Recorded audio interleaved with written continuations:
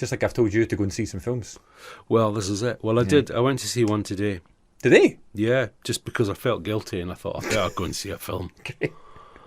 Thanks. So I it. squeezed one in. What did you I do? sent all my poor students away early and thought, right, I'll quickly nip to the pictures and then grab my tea and then I'll be ready to talk to them. Yeah. I went to see a film and I knew nothing about it at all. I didn't even know it was a thing. I'm really hoping you're going to say the one I hope you're going to say. I literally drove to the cinema, parked, got my phone out, Just walked in. and went, right, what am I going to go and see? That looks a little laugh. Boom.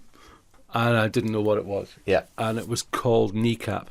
Okay, no, it's not the one that I thought you were going to say, but I've not seen this one, so please tell me about it. I thought you were going to say Blink Twice. Blink twice, no. Because I knew you'd gone to see that, and I thought, well, I'll go and see something else, so at least we can cover a couple of films. Exactly. Okay, cool.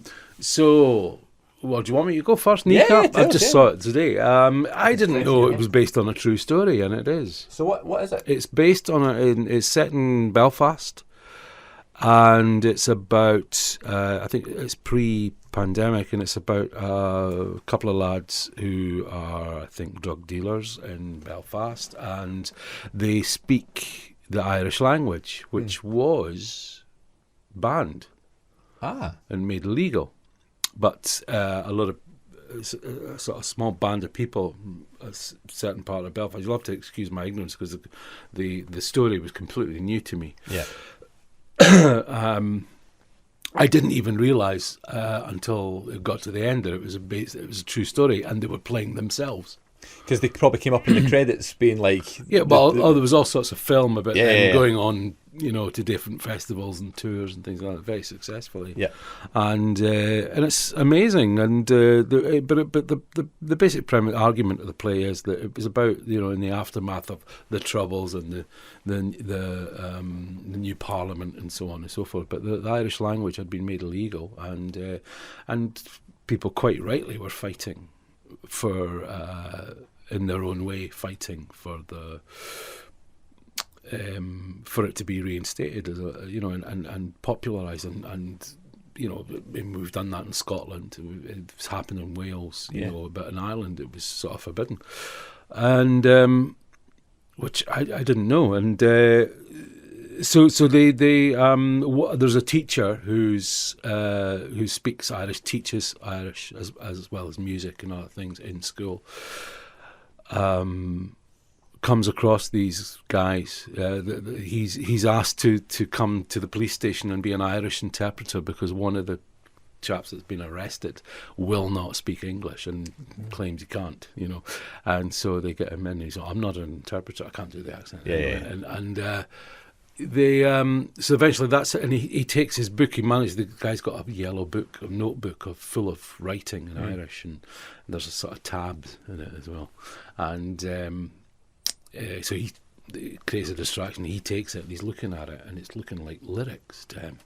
So he goes, and it happens the teacher has his own little lock-up garage where he does DJing and creates music and stuff, and he's looking at these lyrics and going, and so eventually he returns it. They come together again, and he returns the book, and him and his mate, who are on the wrong side of the law, they get together eventually and form this hip hop band, but it's all done in the Irish language. And they say, well, nobody listens to Irish hip hop. Why are they going to listen to Irish hip hop in Irish?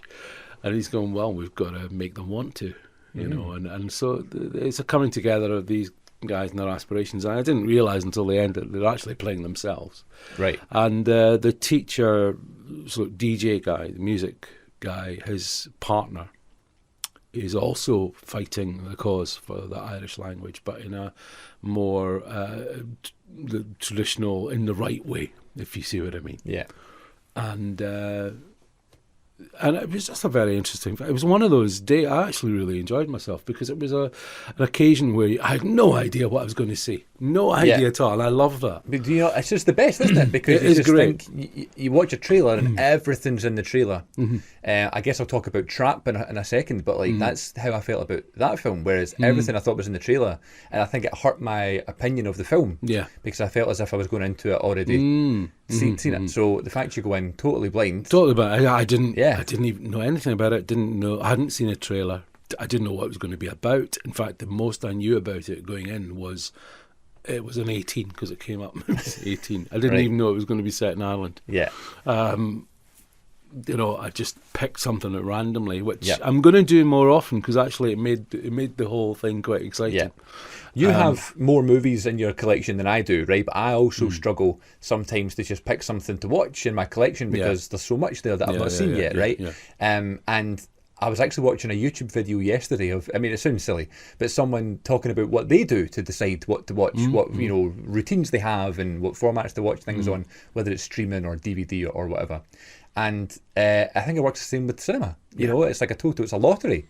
You don't know what you're going into, and I'll purposely go to the toilet in the cinema during the trailers. So I don't want to see them. Okay. Because I'm going to, I want to go in and see the majority of things anyway. Hidden gem, you'd say? Absolutely, yeah. I think there's a lot going for it, and nice moments. You know, that there's a smattering of characters who all have their day in the sun, if you like. You know, they aren't forgotten along the way. Yeah. So I just don't want to. I'd rather people. It's funny coming on this and saying I saw this film, I know, and I tell you all about it. But I've told you basically what happens, but what it's about is more than that. There's some of the characters have very varying issues and stuff that they're dealing with, and that's quite interesting too. Some of them are the pain of wanting revenge, wanting retribution, wanting, that's an age-old thing. Yeah, there's always something in there, yeah. There's some classic stuff in there, down to the effects of abandonment or whatever. And some of the more fantastical things in the film you come to realise are actually true. Yeah. So, wow. yeah, there you go.